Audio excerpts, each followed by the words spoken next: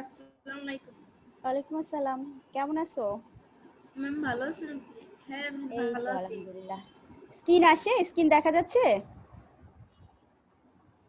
জি miss দেখা যাচ্ছে।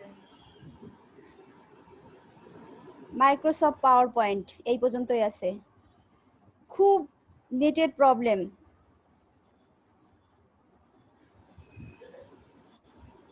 সবাই এখন জুমে ক্লাস নিচ্ছে তো এজন্য এই প্রবলেমটা হচ্ছে। সারা বাংলাদেশে এখন সব জায়গায় সেম দেখতে পাচ্ছো? জি মিস। অনলাইন ক্লাসে সবাইকে স্বাগত। অনলাইন ক্লাসে আমি তোমাদের সঙ্গে আছি ইফাত আরা, প্রভাষক, সমাজকর্ম বিভাগ, ঢাকা উইমেন কলেজ, উত্তরা, ঢাকা।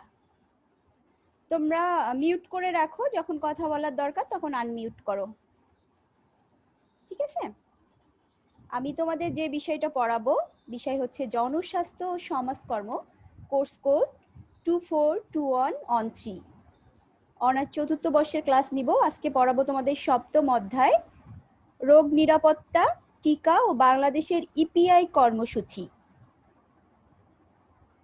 তো আমরা গত ক্লাসে পড়িয়েছি রোগ নিরাপত্তা সম্পর্কে। আজকে আমরা পড়ব টিকা কি, শিশুর টিকা কি, আর বাংলাদেশের ইপিআই কর্মসূচি কি। টিকাটা কি আমরা কি কেউ বলতে পারবো? জানি টিকা কি? টিকা কি করতে হয়? খেতে হয় না দেখতে হয়? কি করতে হয়? কেউ একজন বলো আনমিউট করে। এই তিনটা টপিকস নিয়ে তোমাদের আজকে আমি আলোচনা করব। টিকা হচ্ছে এক ধরনের প্রতিষেধক। মিস ইনজেক্ট করতে হয়। কি করতে হয় বলো? ইনজেক্ট করতে হয়। হ্যাঁ, যাতে এটার মাধ্যমে এক ধরনের রোগ প্রতিরোধ ক্ষমতা বাড়ায়। জি জি ম্যাডাম এর মাধ্যমে হ্যাঁ শরীরের মধ্যে অ্যান্টিবডি ওই রোগটা যেন মানে মানুষকে অ্যান্টিবডি তৈরি হয়, যার মাধ্যমে একটা শিশু হোক কিংবা একটা মানুষ নির্দিষ্ট সময়ের মাঝে তাদের যে রোগের যে প্রতিষেধক হিসেবে কাজ করে। মানে রোগটা আসার আগেই যে প্রস্তুতিটা নেওয়া হয়, হ্যামারেজ না করে এই জন্য টিকাটা দেওয়া হয়। একটা সময় পোলিও ছিল, হোপিন কাশি ছিল, তারপরে হাম, বসন্ত, গুটি বসন্ত, তখন এগুলো হলে কিন্তু মানুষ মারা যেত। তারপরে আস্তে আস্তে কি হলো, টিকার আবিষ্কার হলো। এই যে এখন যে করোনা ভাইরাস কোভিড-19, এটা এখন মানুষ মারা যাচ্ছে, কিছুদিন পরে দেখবা যে এটা টিকা বের হয়ে গেলে তখন হ্যাঁ অসুখ হবে কিন্তু প্রতিষেধক হিসেবে কাজ করবে, তখন আর মানুষ মারা যাবে না, মানে অপমৃত্যু হবে না। অসুখে যে মারা যাওয়ার কথা, মানুষের হায়াত শেষ হয়ে গেলে তখন মারা যাবে। কিন্তু এখন যেটা হচ্ছে যে কোনোভাবেই কিন্তু তারা মানে এখান থেকে বের হয়ে আসতে পারতেছে না, তাদের অ্যান্টিবডি তৈরি হচ্ছে না এটার জন্য। তাহলে টিকা হচ্ছে এক ধরনের প্রতিষেধক যা একটি শিশুর জন্মের পর থেকে নির্দিষ্ট সময়ের মাঝে বিভিন্ন রোগের প্রতিষেধক হিসেবে দেওয়া হয়ে থাকে।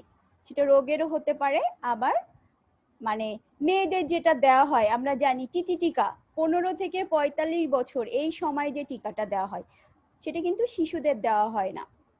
তারপরে WHO এর মতে টিকা কি সেটা সম্পর্কে আমরা এখন একটু জানি।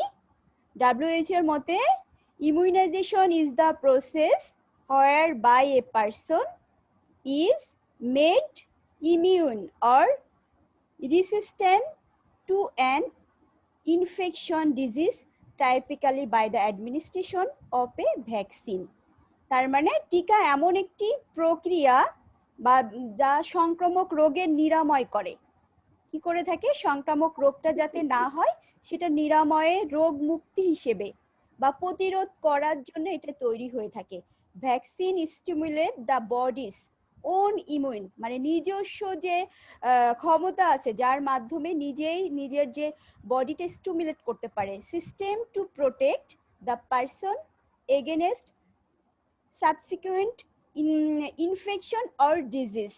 তার মানে রোগটা যাতে প্রতিরোধ ক্ষমতা করা যায়, প্রতিরোধ করতে পারে, সেটা উদ্দীপিত করতে পারে, যাতে রোগ জীবাণু কোনোভাবে আগমন না ঘটে, সেই হিসেবে কাজ করে থাকে। তাহলে রোগটা কি, যে টিকাটা হচ্ছে যে পরীক্ষাগারে বা যে কোনো ভাবেই একটা আবিষ্কারের মাধ্যমে যে উৎপাদন করা হয় বিভিন্ন পরীক্ষা নিরীক্ষা করে, যাতে কোনোভাবেই সেই রোগটা না ঘটে। একটা টিকা দেওয়ার পরে কিন্তু খুব রেয়ার, অনেক সময় আমরা জানি তোমরা কখনো ফার্টিলিটি কিংবা ম্যাটারনিটিতে যে দেখেছো, তাদের কিন্তু কিছু মেথড আছে যেগুলো হচ্ছে পরিবার পরিকল্পনায় কাজ করে, সেখানে কিন্তু 99% কাজ হয়, 1% আছে যেটা কিন্তু রেয়ার।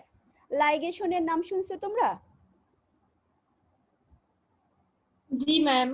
হ্যাঁ, লাইগেশন কি হয়, যে যাতে একটা দম্পতি যখন তারা আর কোনো বেবি চায় না, কোনো বাচ্চা তাদের দরকার নেই, তখন কিন্তু লাইগেশন করে, ছোট একটা অপারেশন। সেখানে যেরকম সিজার করে ওরকম সিজারের মতো পেটটা কেটে একটা নারীকে বাদ দিয়ে দেয়, যে নারীটা হচ্ছে তোমার সন্তানের যে নারী সেটা কেটে ফেলে দেয়। ইন দ্যাট কেস অনেক সময় দেখা যায় যে ওইটা কেটে ফেলার পরেও কিন্তু অনেক সময় বেবি কনসেপ্ট করে। আমার জানা এরকম দুজন আছে যাদের তোমার লাইগেশন করছে, করার পরেও বেবি কনসেপ্ট করছে। সেটা কি, সেটা কিন্তু হাতে গোনা দুই একটা এরকম, যে এটা বিভিন্ন পরীক্ষা নিরীক্ষার মাধ্যমে এই তোমার প্রতিষেধক আবিষ্কার করে, তারপরেও কি অসুখটা হয় না? হয়। সেটা রিয়ার, সেটাকে কখনো এক্সাম্পল ধরা হবে না। তাহলে আমরা টিকাটা কি মোটামুটি একটা আইডিয়া পেলাম, ঠিক আছে না? এখন জানবো আমরা শিশুর টিকা। শিশুর কি কি টিকা দেওয়া হয় বলো তো, জানা আছে? সবার বাসায় কম বেশি কিন্তু শিশু আছে, ছোট ভাই বোন আছে, ভাইপো ভাইজি আছে, ভাগনা ভাগ্নি আছে। শিশুদের কিন্তু জন্মের পরে একটা টিকা দেয়। কি টিকা বলো তো? বিসিজি টিকা। জন্ম থেকে 40 দিনের ভিতরে 6 সপ্তাহের মধ্যে এই টিকাটা দিতে হয়, এই বিসিজি টিকা। আমাদের সবার দেখবা যে বাম হাতে, এটা কি বাম হাতে দেয় না ডান হাতে, একটা বড় দাগ আছে, এই দাগটা কিন্তু যায় না। সবার আছে না? সবার হাতে আছে টিকার দাগটা? সবার হাতে জি ম্যাম। একটা টিকার দাগ দেওয়া আছে। এই বিসিজি টিকার মাধ্যমে 6 সপ্তাহের মধ্যে একটা ডোজ দিতে হয়, যেটা কি করে, বিসিজি টিকা তোমার দিলে যক্ষ্মা প্রতিরোধে কাজ করে থাকে। তারপরে হচ্ছে ওপিভি। ওপিভিও একটা, এটা কি বলে বলো তো? ওপিভির মাধ্যমে আমাদের ওরাল পোলিও ভ্যাকসিন, এক সময় পোলিও অসুখ হতো, পোলিও অসুখে কি হতো, অনেকে দেখবা যে প্রতিবন্ধী আছে, তারা জন্মের সময় ভালো ছিল, পোলিও হওয়াতে এরকম হয়ে গেছে, তাই না? এটা কিন্তু অনেক কষ্টকর, যাদের হয়েছে তারাই বোঝে, আমরা কিন্তু এগুলো বুঝবো না।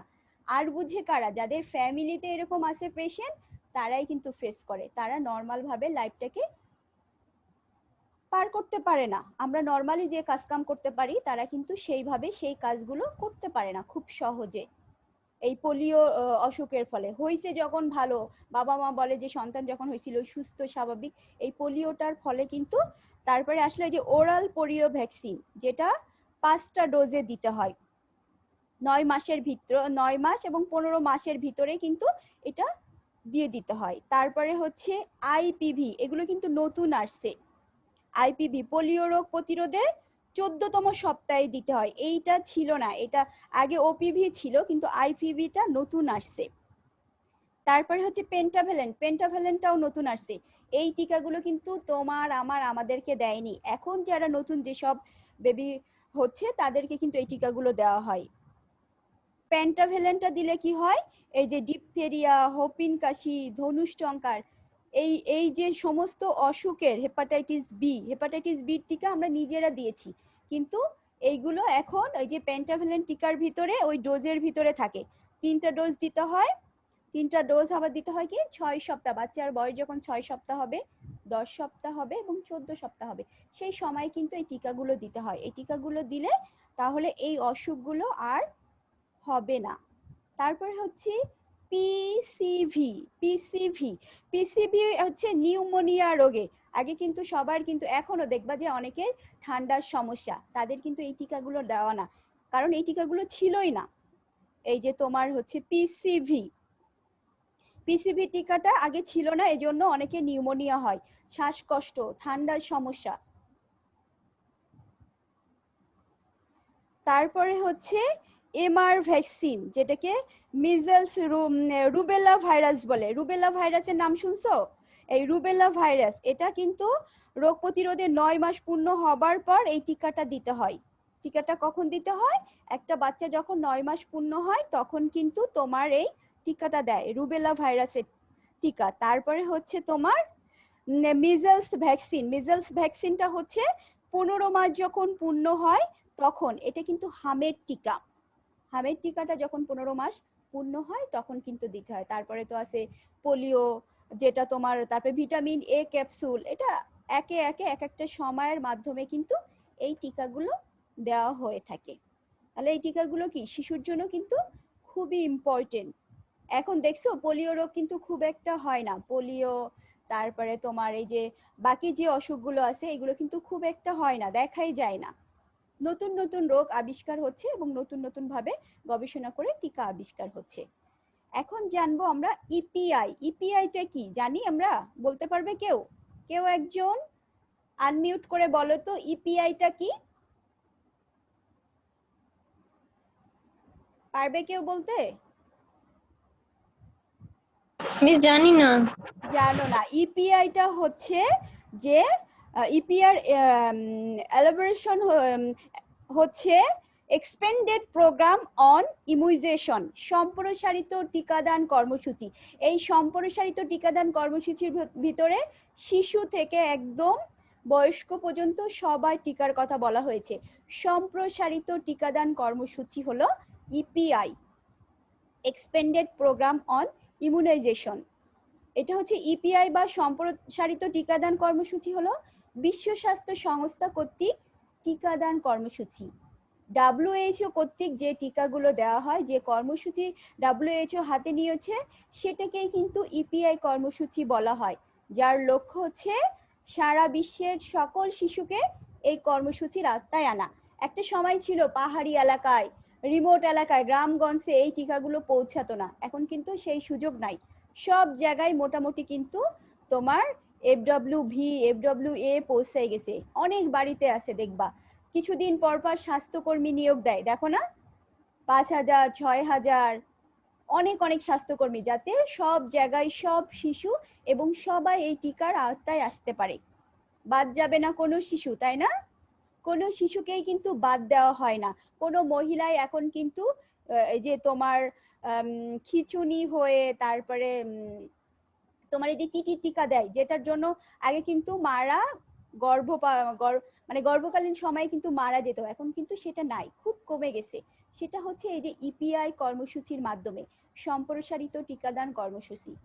তাহলে WHO কি করেছে, যে বিশ্বব্যাপী যে শিশুদের যে কর্মসূচি রয়েছে, টিকাদান কর্মসূচি, সেটার আওতায় আনার জন্য 1974 সালের মে মাসে এই কর্মসূচিটা হাতে নিয়ে থাকে। তার ভিতরে কি কি আছে? 1 বছরের কম বয়সী সকল শিশুর জন্য ডিপথেরিয়া, যক্ষা, হোপিন কাশি, তারপরে পোলিও, এই জাতীয় যে অসুখগুলো আছে সেগুলোর আওতায় নিয়ে আসে, সেটাকে বলে কিন্তু ইপিআই কর্মসূচি। ইপিআই কর্মসূচির ভিতরে কি কি অসুখ আছে সেগুলো আমরা এখন জানবো। যক্ষা, যক্ষাটা কি বলো তো? যক্ষা হলে রক্ষা নাই, এই কথা এক সময় ছিল, তাই না? যক্ষা হলে রক্ষা নাই, এখন কি এই কথা আছে? এই স্লোগানটা চেঞ্জ হয়ে অন্য স্লোগান হয়েছে, কি বলতো? যক্ষা হলে রক্ষা নাই, এই কথাটার ভিত্তি নাই, তাই না? স্লোগানটাও কিন্তু কিছুদিন পর পর চেঞ্জ হয়। তোমরা সেকেন্ড ইয়ারে পড়ছো পলিসি ও নীতি, তাই না? সমাজকর্মের নীতি ও পরিকল্পনা, পলিসি ও প্ল্যানিং এর যে আছে, ওখানে কিন্তু দেখবা কিছু স্লোগান আছে, 2টি সন্তানের বেশি নয়, 1টি হলে ভালো হয়। এই স্লোগানটা কি ফিক্সড? কোন স্লোগান কি ফিক্সড থাকে? না মিস। স্লোগান কিন্তু চেঞ্জ হয়, চাহিদার সাথে সাথে স্লোগানটা চেঞ্জ হয়। একটা সময় কিন্তু চীন বলছিল যে তারা যে দম্পতি সন্তান নিবে না, চীনে কি অনেক জনসংখ্যা না, চায়নাতে কি অনেক বেশি জনসংখ্যা না, ওরা কিন্তু কিছু অফার দিছিল যে যে দম্পতি সন্তান নিবে না তাদের বিভিন্ন ধরনের অফার দিল, তাদের টাকা পয়সা দিবে, অনেক সুযোগ সুবিধা দিবে। আবার দেখলো যে তাদের একটা জেনারেশন গ্যাপ পড়ে গেছে, তারপরে কি করলো, যে সন্তানই ওরা কিন্তু বিভিন্ন বাংলাদেশ থেকে যে মেডিকেল ইঞ্জিনিয়ারিং পড়তে যাওয়ার জন্য লোকদেরকে খুব কম স্কলারশিপ দিয়ে নিয়ে যাচ্ছে। কেন? একটা সময় তাদের জেনারেশন একটা গ্যাপ পড়ে গেল। একটা ইয়ার যদি গ্যাপ পড়ে যায় আমাদের কলেজে, তাহলে কিন্তু দেখবা যে 4টা ইয়ার, 4 বছর আমাদের লস। এরকম স্লোগানের বিষয়টা এরকম, যখন যেটা দরকার তখন কিন্তু সেই স্লোগানটা চেঞ্জ হয়ে যায়। যক্ষার ক্ষেত্রে যে এক সময় যক্ষা হলে রক্ষা নাই এই কথাটা ছিল, আর সেটাই চেঞ্জ হয়ে এখন আসছে যক্ষা হলে রক্ষা নাই এই কথাটার ভিত্তি নাই, তাই না? যক্ষা একটা সংক্রামক রোগ, যার কারণ হচ্ছে কি, যক্ষা হলে ক্ষয় বলার কারণ বা রোগীরা খুব শীর্ণ বা রোগা হয়ে যায়। যক্ষা প্রায় দেখা যায় যে কোনো অঙ্গ হতে, যেরকম হৃৎপিণ্ড, তারপরে থাইরয়েড গ্রন্থি, যক্ষা, ফুসফুসে, এইসব জায়গায় কিন্তু আক্রান্ত হয়। 3 সপ্তাহের বেশি কাশি থাকলে তখন কিন্তু তোমার এই যে যক্ষা রোগের উপসর্গ দেখা হয়, যে অনেক বেশি কাশি হচ্ছে, 3 সপ্তাহের বেশি, জ্বর, কাশির সাথে কফ যাচ্ছে, আবার হচ্ছে মাঝে মাঝে রক্ত বের হয়, এগুলো কিন্তু যক্ষার লক্ষণ। এই যে লক্ষণগুলো থেকেই বোঝা যায় যে যক্ষা হয়েছে কিনা। এখন কিন্তু এই যে করোনাকালীন সময়ে কোভিড-19, মানুষ জ্বর হলেই আর কিন্তু যক্ষার দিকে যাচ্ছে না, সবারই ধারণা যে কোভিড-19 হয়েছে। কিন্তু এখানে আবার উপসর্গ কিন্তু আলাদা। এখানে বলছে যে কাশির সাথে কফ, আবার রক্ত বের হওয়া, আর ওইটার ক্ষেত্রে কিন্তু বলছে যে শুকনো কাশি, দুইটা দুই জিনিস না। তারপরে ওজন কমে যাবে, যখন এরকম জ্বর থাকবে তোমার অনেক দিন, কাশি থাকবে, মানুষ খেতে পারবে না, খাইতে গেলে কাশি, বসলে কাশি, তখন কিন্তু তোমার ওজন কমে যাবে, দুর্বলতা অনুভব করবে, তারপরে ক্ষুধা মন্দা ভাব দেখা যাবে। এগুলো কিন্তু যক্ষা রোগের উপসর্গ বা লক্ষণ বলতে পারি আমরা, যেগুলো দেখলে মানুষ বুঝতে পারবে যে যক্ষা হয়েছে। যারা যক্ষা বা ফুসফুস থেকে অন্যান্য অঙ্গে কিন্তু ছড়িয়ে পড়তে পারে, শুধু তো ফুসফুসে থাকে না, দেখা গেল পাশাপাশি অন্যান্য জায়গায় ছড়িয়ে পড়তে পারে। এই রোগ প্রতিরোধ ক্ষমতা দুর্বল করতে বাচ্চাদের ক্ষেত্রে কিন্তু বিভিন্ন এই যে টিকা দেওয়ার কথা বলা হয়েছে।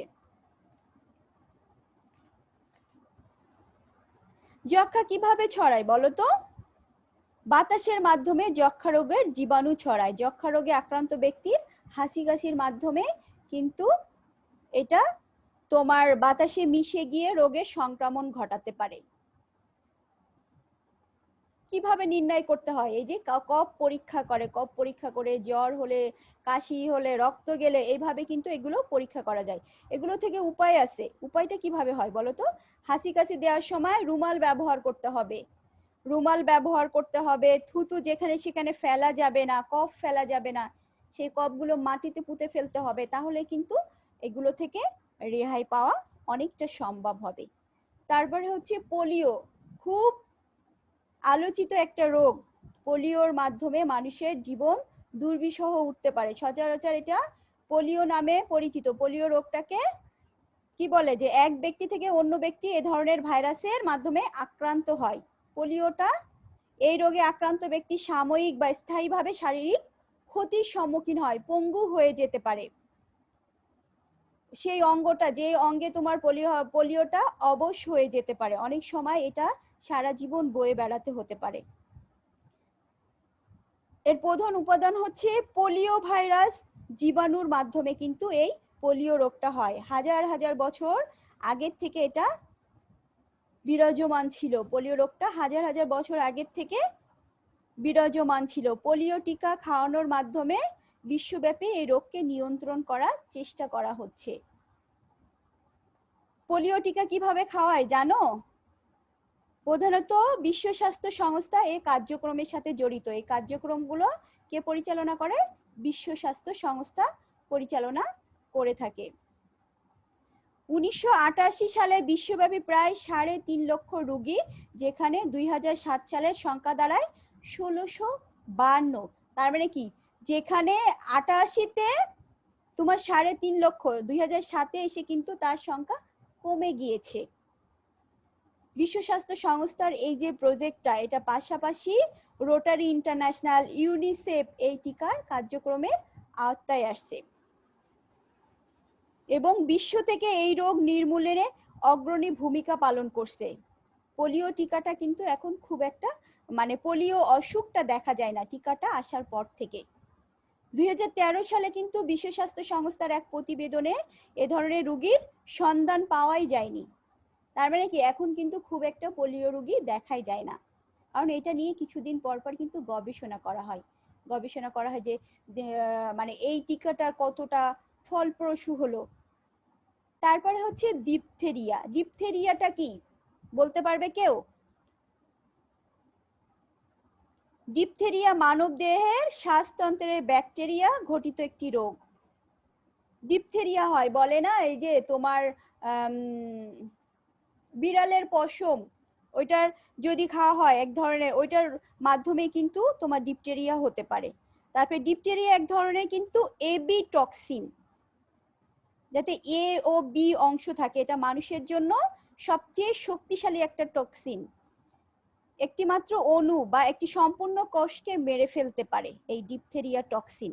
ডিপথেরিয়া টক্সিনের বিরুদ্ধে একটা শক্তিশালী ভ্যাকসিন আবিষ্কার করে, যেটাকে ডিপিটি ভ্যাকসিন বলা হয়, যেটা হচ্ছে তোমার টিটিনেস দেওয়া হয়ে থাকে সারা বিশ্বে বা সারা জীবনে ডিপথেরিয়ার বিরুদ্ধে প্রতিরোধ ক্ষমতা গড়ে তুলতে পারে।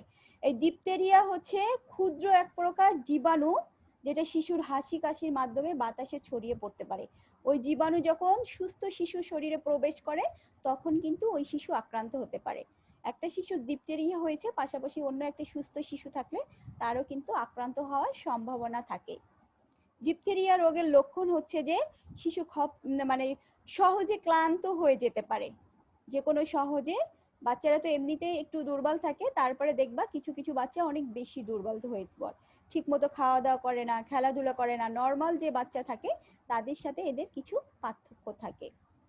তারপরে হচ্ছে তোমার জ্বর, সর্দি কাশি দেখা দেয়, গলা ফুলে যায়। এই রোগ থেকে হৃৎপিণ্ড বা স্নায়ুতন্ত্র অনেক বেশি আক্রান্ত হতে পারে।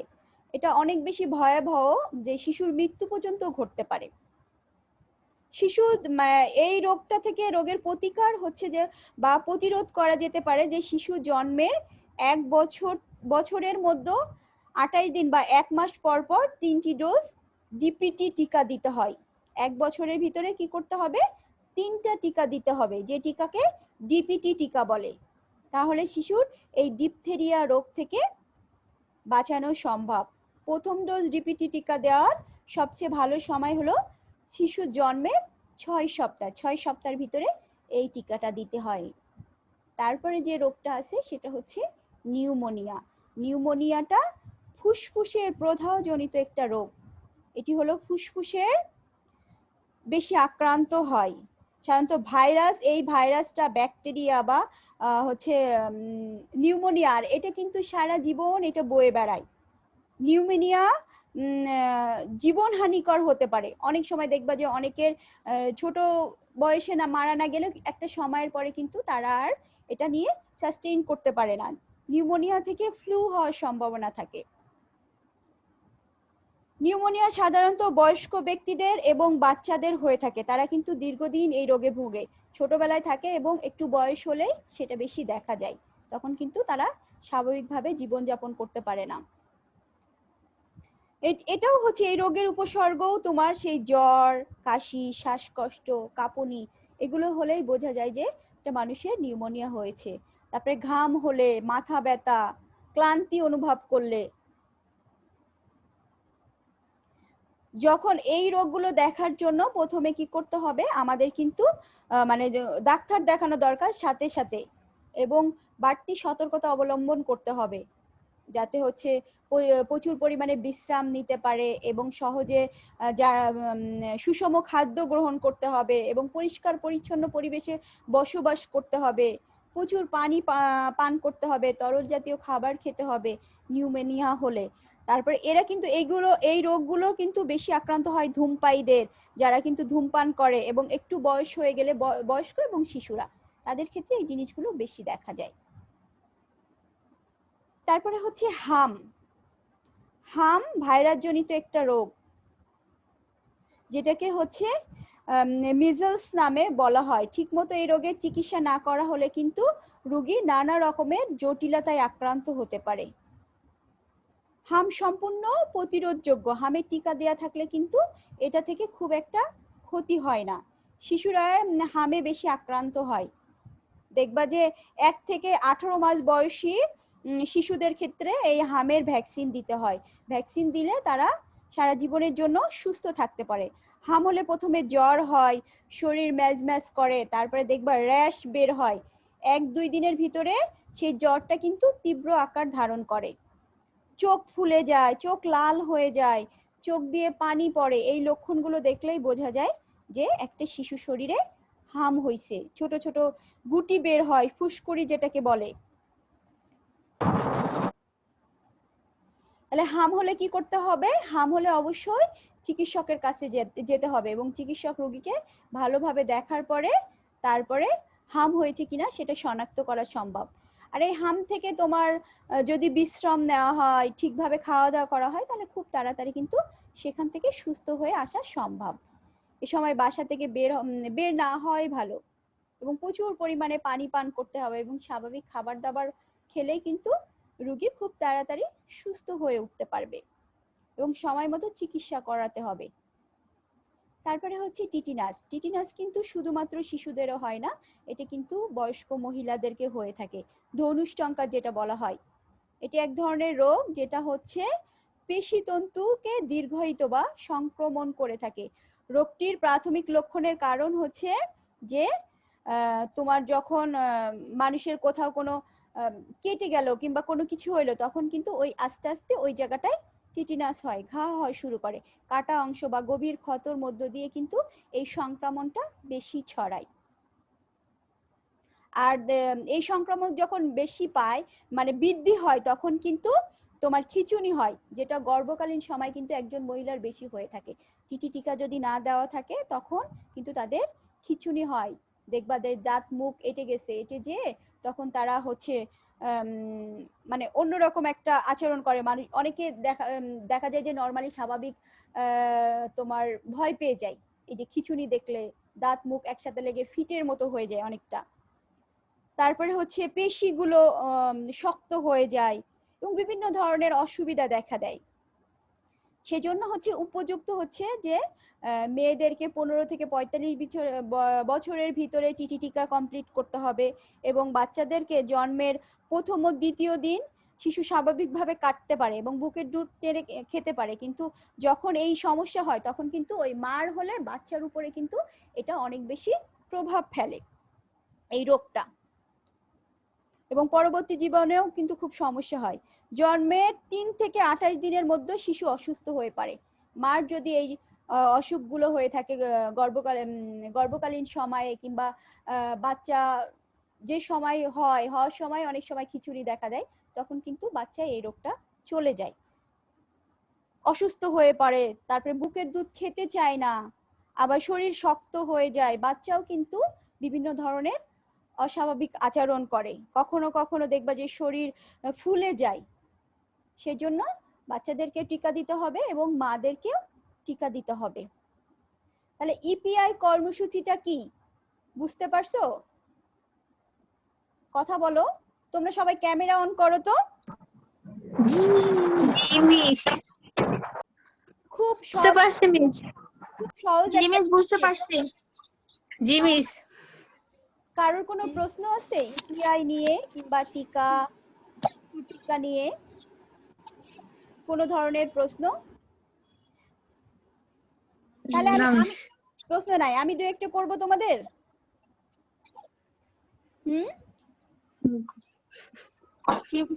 বলো। জি মিস করেন। ইপিআই এর পরিপূর্ণ রূপ কি? বই আছে সবার কাছে? না মিস। No miss. ইপিআই এর পরিপূর্ণ রূপ কি? আচ্ছা বাংলায় বলো।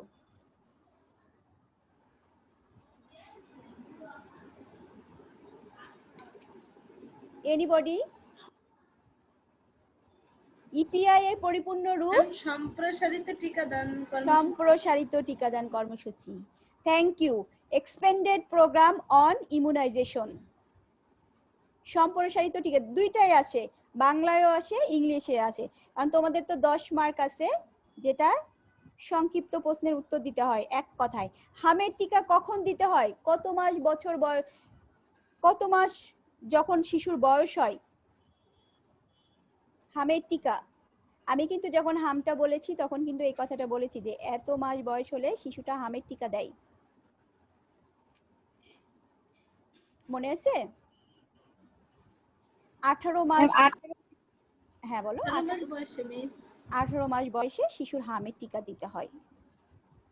তারপরে নিউমোনিয়া উপসর্গ কি?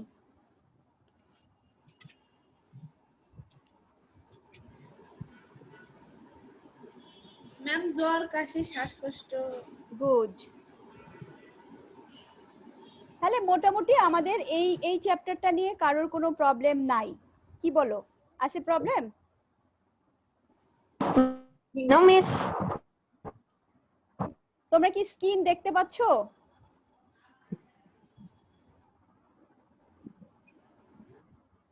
Jim. ঢাকায় এত নেটের প্রবলেম, Miss. নিতে নিতেই মানে অন্য পেজে খুব সমস্যা হচ্ছে ইদানিং। কারণ সারা বাংলাদেশে সব জুমে ক্লাস করে, বাচ্চা থেকে শুরু করে একেবারে মানে ইংলিশ মিডিয়াম তো শুরু করছে অনেক আগেই, আমরা তো অনেক লেট করে তোমাদের জুমে ক্লাস শুরু করছি। তারপরে প্রাইভেট ইউনিভার্সিটি, পাবলিক ইউনিভার্সিটি সব জায়গায় শুরু হয়ে গেছে এই জুমে ক্লাস। এই জন্য এই সময়টাতে অনেক বেশি প্রবলেম করে। আবার তোমাদের রুটিন অনুযায়ী আমাদের নিতে হবে, এই জন্য আরো বেশি প্রবলেম। মানে আমাদের প্রবলেম না, প্রবলেমটা হচ্ছে যারা নেট কানেকশন দিচ্ছে তাদের প্রবলেম এবং জুমের প্রবলেম। জুম সফটওয়্যার অনেক বেশি লোডেড হয়ে যাচ্ছে, এই জন্য বেশি প্রবলেম। কারণ একের পর এক আমাদেরই কলেজের কথা চিন্তা করো, 9টা ডিপার্টমেন্টে সেই সকাল থেকে ক্লাস শুরু হয়ে গেছে, ইন্টারমিডিয়েট আছে, মাস্টার্স আছে, তারপরে প্রত্যেক university English medium school load নেওয়া। আমি মনে করলাম তোমাদের আজকে অ্যাটেন্ডেন্সটা দিব, অ্যাটেন্ডেন্সও দিব অনলাইনে, কিন্তু সেই পেজটাই ওপেন হচ্ছে না। গুগল ড্রাইভটা তো আমরা সবাই বুঝি না? মিস বোঝা যায় Miss, না। আপনার মিস, কথা বোঝা যাচ্ছে না। কথা বুঝতে পারছো? কিছু বোঝা যায় না। কিছুই বুঝতে না পারছো? মিস, বলছি গুগল ড্রাইভ বুঝো না না তোমরা? না, মিস, কথা আমি- কেটে কেটে আসছে। আচ্ছা, এটা মেবি নেটওয়ার্কের মিস প্রবলেমের কারণে। আসলে ক্লিয়ারলি। জি মিস। বলছি তোমরা গুগল ড্রাইভ বুঝো না? গুগল ড্রাইভ বোঝা যায় না।